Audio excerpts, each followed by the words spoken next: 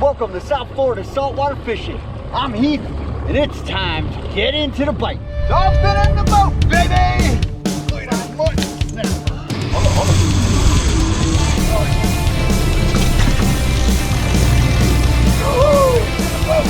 You having fun? Nice sailfish on a white buff-tailed jig. And we're almost like that. That's the road right there, man.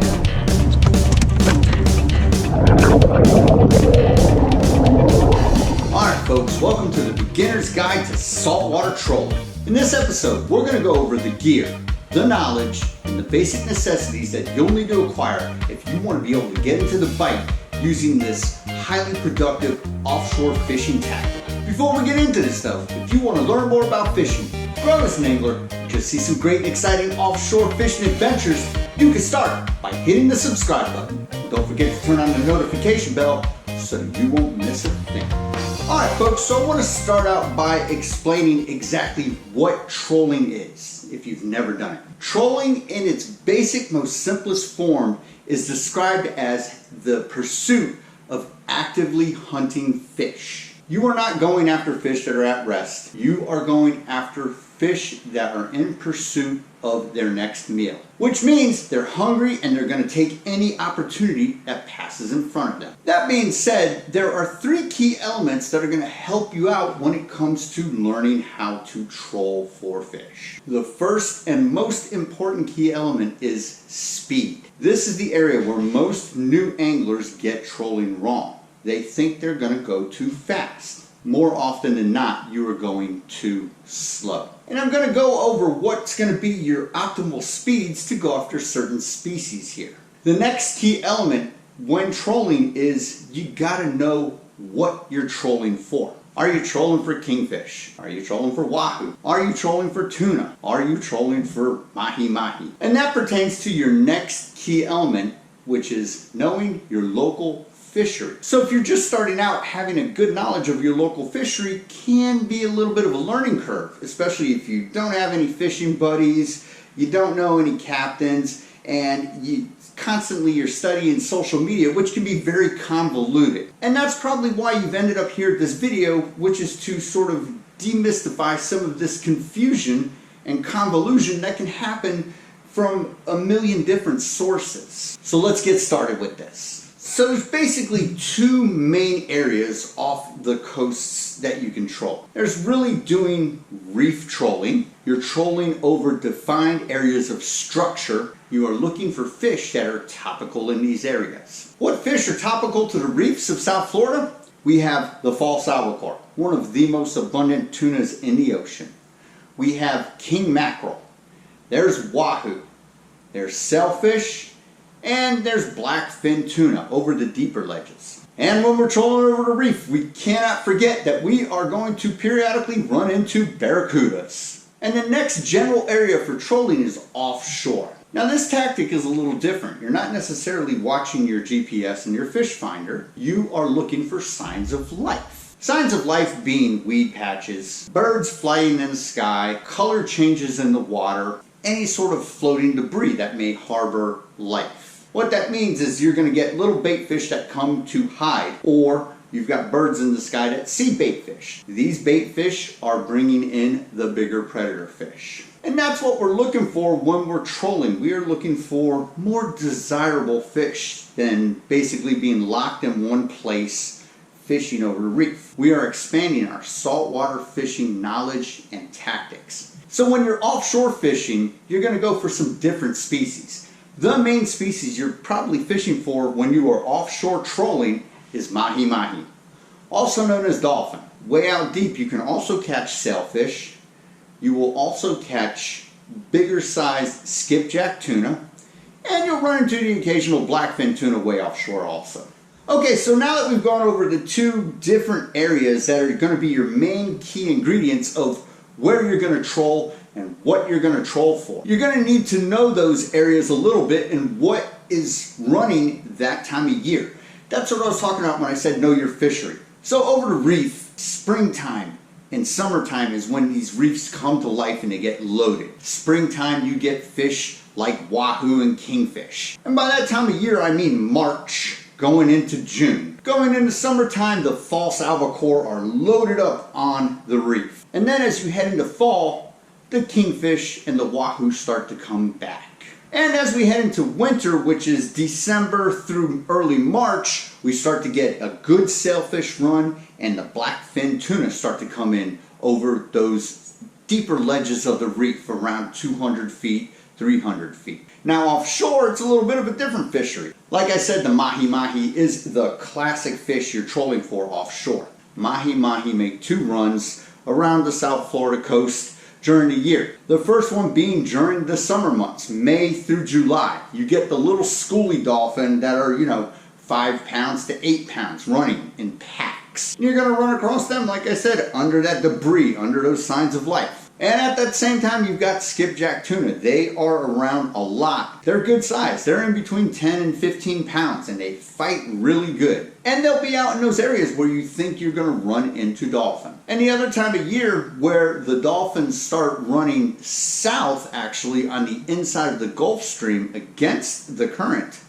is in November. That's when they get a little bit bigger. And they're almost running in between the deep ledge of the reef and that offshore area where you typically would be looking for them. And the last one, during that fall season, November-ish through January, you can find sailfish out deep in that 700-ish range. And as the waters get colder and the months go on into January, the sailfish will move in closer and start to be more over the reef. Okay, so now we've gone over the areas and what you're going to fish for and pretty much when you're going to fish for them. The only thing we didn't cover is what time of day. Typically, your best trolling is done from the morning time at daybreak until about 11 in the morning, right before noon. When the sun gets up overhead, most of your pelagic fish, which is what you're going for, tend to dive down deep and go and hide. Afternoon trolling is fun and it is productive, and you will get the hookup, but not so aggressively as in the morning. And now I want to go over the next topic, which is the gear. The gear for trolling is always an intimidation point for most folks. They say, well, don't you need these big giant reels and super heavy duty equipment,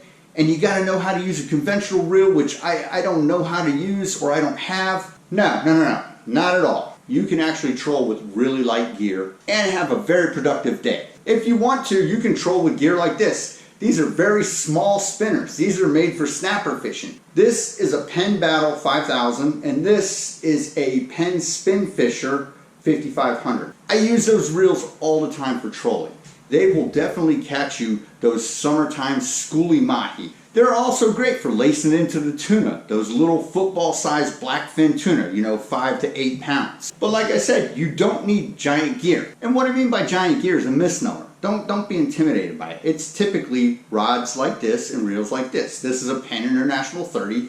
It's a conventional reel. What it does is it winds your line on straight instead of in a circle like a spinner does. As you up your game in trolling, you will want to typically start to get reels like this. That way you can do different tactics of trolling. All trolling is not just up on top of the water. There is a method of trolling called planer trolling, which gets your bait to dive down into the water. So like I said, bigger, meatier gear, Penn International, Shimano TLD. You will eventually want to get bigger size conventional reels so that you can wrangle bigger fish. The more you get into trolling, the more adventurous you're going to get, and you're going to want to sort of challenge yourself and come up with different ideas, different ways, and go after these sort of trophy fish. You're going to need rods with roller guides that are, 50 to 80 pound class trolling rods. However, my favorite type of gear to troll with is medium-sized class. This is a Penn Spin Fisher 8500, a big spinning reel, or a medium class size conventional reel. This is a Penn 12H. This stuff is typically spooled with 20-pound test using 40-pound leader. We're on 7-foot rods with lots of shock absorbency, lots of pliability in them. That way when a fish hits it, the rod bends, and as it starts to release its bend, your monofilament stretches and it yanks the hook back into the fish's mouth. Your rod bending, your monofilament, and all that is a tool that you're going to use to help set your hook as you are dragging your bait through the water. This is about shock absorbency. Okay, so that's some of the gear. Now I want to go over real quick the two main different types of trolling there are. The first type is the type that you should more than likely concentrate on so that you can get the hang of trolling, which is topwater trolling. You're essentially going to start out by letting out 2 lines. My favorite lure to use when topwater trolling is this lure. This is a Boom Turbo Hammer. One of my other second favorite lures to troll up top is this. It's simply a squirt squid, and behind it what I have is a flash witch. This is the more important part of the lure to me. This is simply a little plastic head with mylar strips behind it. Mylar is like bacon for fish. They love it. It's a high fish attractant. And then I got one more secret weapon that I like to troll up on top, and it's this. This is a white bucktail jig. This lure catches everything. I've said this many times throughout the years. If I had one lure, one thing I can only fish with for the rest of my life, it would be this. I use either a 1/2 ounce white bucktail jig, which this is a 1/2 ounce, or I use the 3/4 ounce. I don't go any heavier than 1 ounce. So if you're shopping and they have all your selection and they've only got 2 or 3 ounces, don't use them. They don't get hit when you're trolling them. All right, so that's your lures and your gear that you're going to use for topwater trolling. The next thing is our speed. Before we get into the exact speed, I want to say is over the reef, you're really not going to get fish like king mackerel and wahoo up on top. They're more of a down deep fish, which I will go over here in a minute. But for those fish that are up on top, like the false albacore, the blackfin tuna, your sailfish, those fish you're going to want to troll between 6 and 7 knots, which is about 7.5 to 8 miles an hour. Trolling too slow, let's say you're doing 4 miles an hour, 5 miles an hour, you are actually giving those fish an opportunity to swim up and examine your bait. The faster you go, the less of an opportunity you're giving them to swim up and examine the bait, because they are predatory. They're hunting. Remember, they're going to swim up and attack. Your bait's going to zoom by, and that primal instinct to feed is going to kick in. Trust me, you are not going to outrun them. The tunas, like false albacore and blackfins, can swim well over 20 miles an hour on the attack. And now offshore, when you're going for mahi-mahi, you're going to want to even go faster. Going for mahi-mahi, you're going to want to do at least 9 miles an hour, 9.5 miles an hour, maybe even about 10. You're going to want to zoom fast by your structures. Don't see the structure and slow down and think, oh my God, we're going to miss our chance.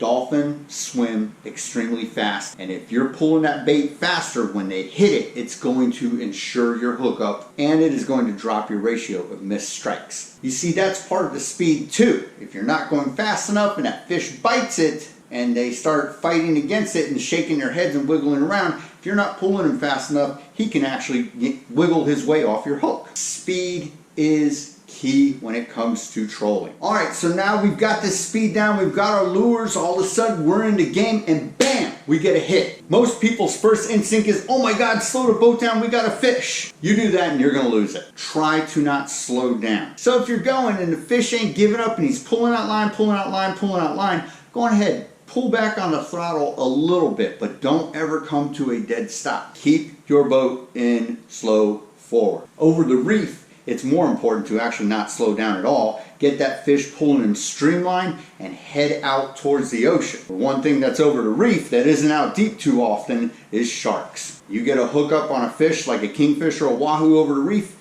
you just rang the dinner bell. Offshore, not so much. You hook up into a dolphin, he's going to be jumping and flopping, turning on his side, so slowing down is okay, but like I said, not too much. Okay, so that's the basics of topwater trolling. Like I said, our key ingredient is speed. Next thing is knowing where to hunt down these fish, just taking our time and getting to know our fishery and finding them. Now, once you get used to topwater trolling, you are going to want to up the ante. You're going to want to get into planer trolling. This is a planer.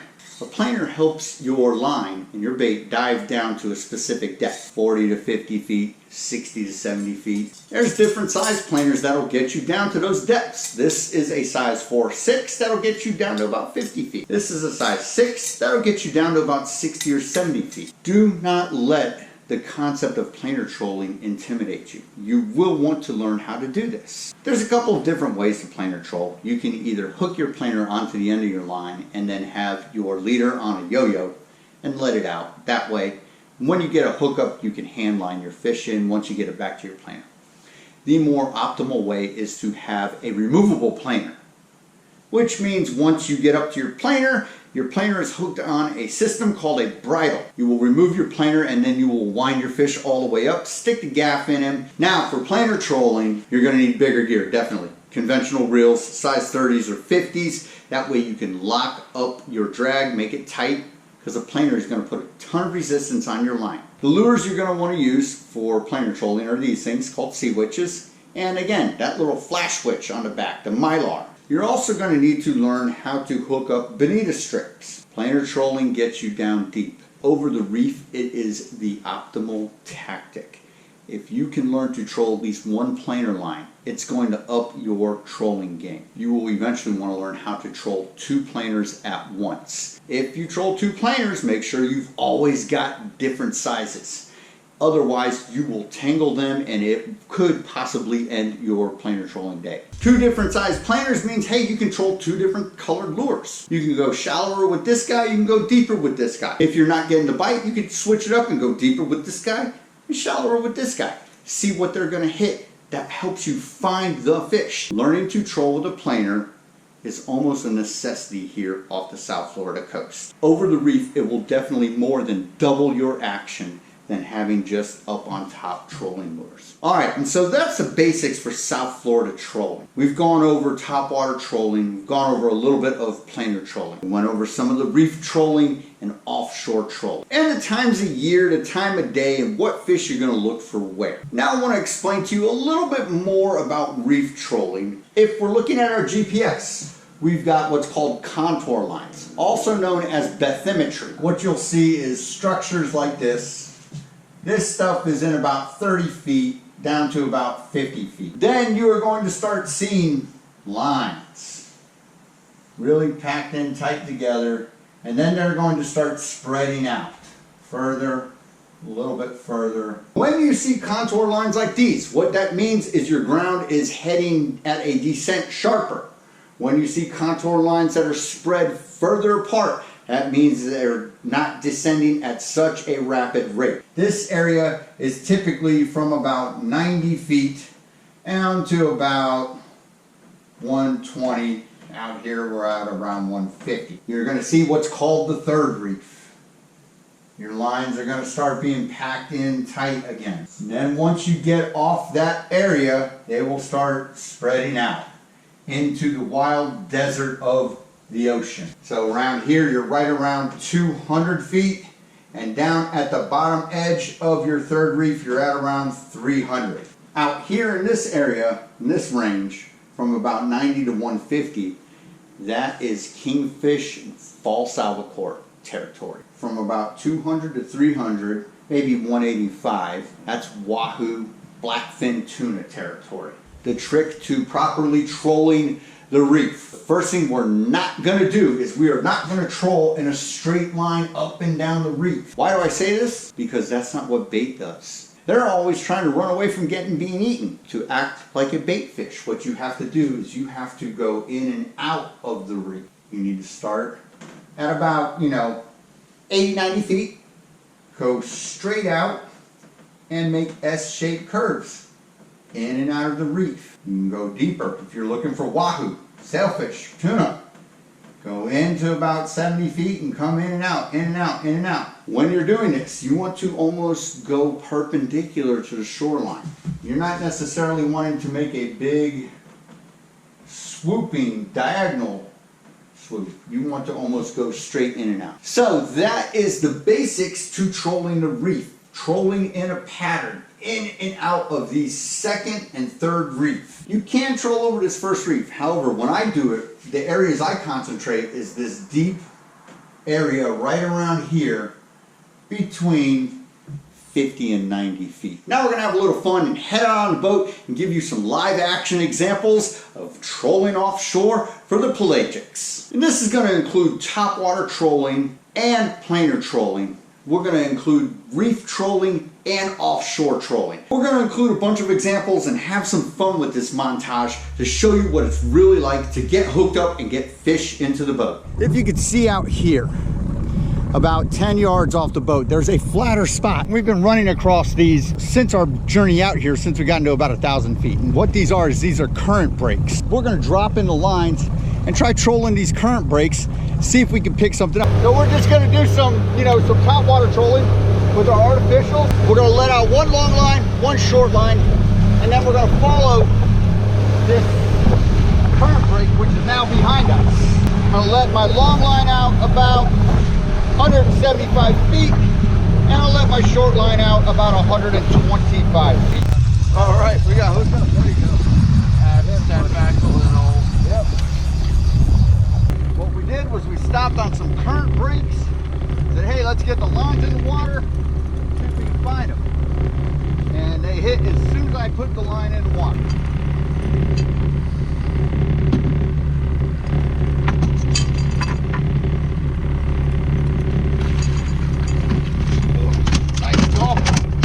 Nice dolphin right there. Nice little dolphin.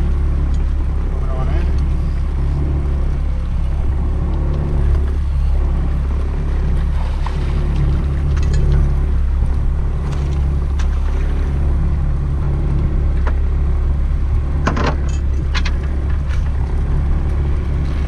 Got it. Yeah. There we go. Got the pair. This is a nice size, about 10-foot long piece of bamboo floating right there. Oh,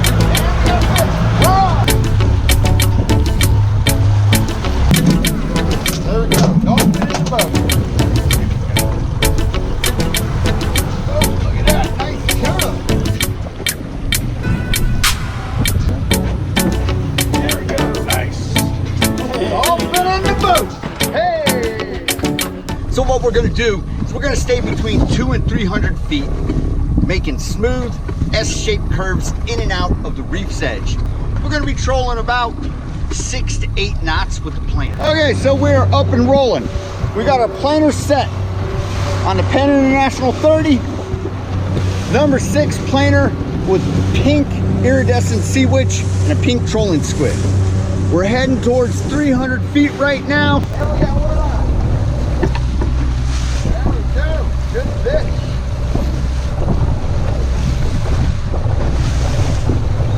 Oh! He's smoking it. He is really smoking the line here.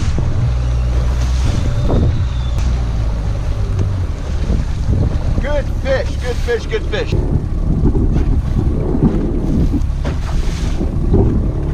Hooked him out in about 300 feet of water.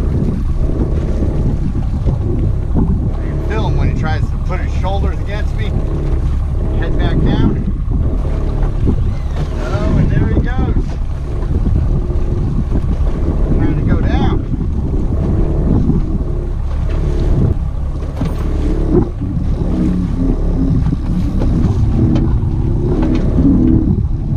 It's one of my favorite parts about planer trolling. That final ride. Stand line in a bend. We're going to see who wants it more. Oh, it looks like we got a nice wahoo.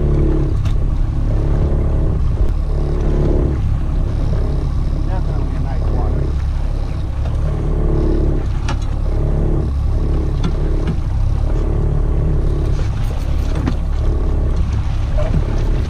Oh yeah. Woo! Yeah! Yeah! That's what I'm talking about. Good. Whoa, buddy. Take it off. Pull back. Wheel on the way down. Pull back. Right on the way down. We got Aaron on his first fish. Woo! Nice little smoke job too on that reel. There he is. He's down there. Don't stand up. I do see him. All right. There. Oh, no way. There we go. Oh! Woohoo! Dude, that's a big fish. Skipjack in the boat.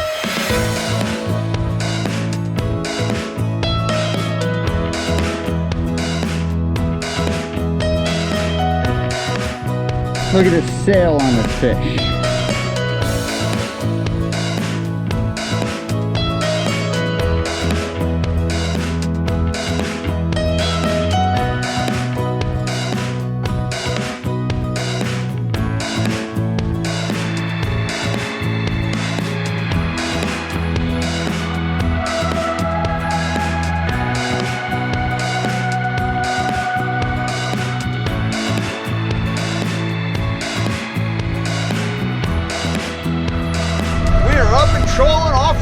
Florida Keys. We got the Penn International 30 set out long with the planer down about 50, 60 feet, doing right around 6 knots right now. We got our top water lure. That's on the Penn 12H. Both international reels. The planer is on 50 to 80 pound class gear. The top water is 15 to 30 pound class gear. What we're doing is a tactic that allows us to fish the water column, fish multiple layers, cover more ground essentially than, you know, just trolling one plane, like everything up on top or everything down low. We're searching and hunting for the fish. Whoa, and we just got hit. There we go, that didn't take long. I was gonna do more of an intro.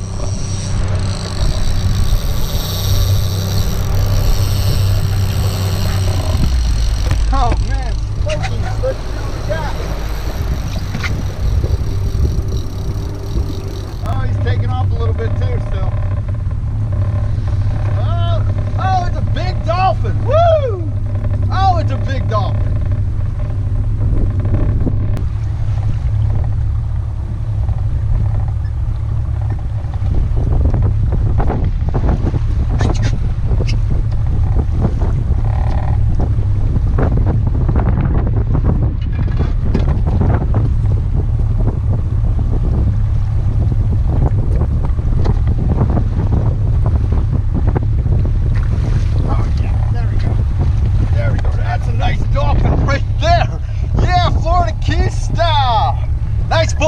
Right there. Now, what we've got going on is a pink sea witch. This is actually called the Pink Ghost from a gentleman named Connor, Not Right Lures. All right. Fish layers on the fish. You having fun, buddy? Yes. All right.